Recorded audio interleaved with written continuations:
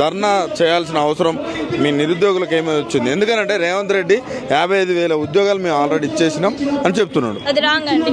ఎక్కడ ఇచ్చాడు? ఏ డిస్టిక్ అంటే మన రాష్ట్రంలో ఎక్కడ ఉంది చెప్పండి మీరు? అంటే మేమందరం పిచ్చి వాళ్ళం, ఇక్కడ ధర్నా చేసే వాళ్ళము. అతను ఇస్తే మేము ఇక్కడ ఈ స్టేజ్ లో ఉండకపో, ఇప్పటికి హ్యాపీగా జాబ్లలో ఉండేవాళ్ళం, మేము జాబ్లలో ఉండేవాళ్ళం కదా. రాజకీయ స్టేజ్ మీద అదే చెప్తున్నాడు.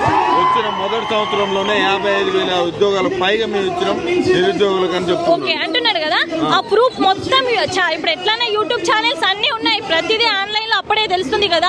ఏమనండి యూట్యూబ్ లో, ఛానల్స్ లో, ట్విట్టర్ అన్ని ఉన్నాయి కదా.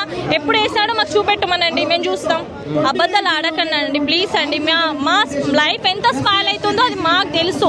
3 years నుండి మేము చూస్తున్నాం. 3 years నుండి. ఇప్పుడు 2 months అక్టోబర్ లో వేసేది, మళ్ళీ ఇప్పుడు అక్టోబర్ గ్యాప్ ఇచ్చేసి ఎప్పుడు వేస్తాడో తెలియదు. కాబట్టి మాకు క్యాలెండర్, జాబ్ క్యాలెండర్ కంపల్సరీ కావాలండి. మార్పు కావాలనుకున్నారు, కాంగ్రెస్ రావాలనుకున్నారు. ఎట్లా ఉంది మార్పు? మార్పు ఏముందండి అసలు? మెయిన్ అంటే ఒక సామెత ఉంది కదా, అంటే ఏమంటే నేటి బాలలే రేపటి పౌరులు, కానీ వాళ్ళు పౌరులనే నాశనం చేస్తున్నారండి. ఇక్కడ ఏం లేదు. విద్యా సంస్థ డెవలప్ అయితే కానీ మన ఇండియాలో ఎలాంటిది డెవలప్ కాదు. మెయిన్ ఇండియాలో ఎడ్యుకేషన్ మోస్ట్ ఇంపార్టెంట్ అండి. ప్రతి జాబ్ క్యాలెండర్ కొద్ది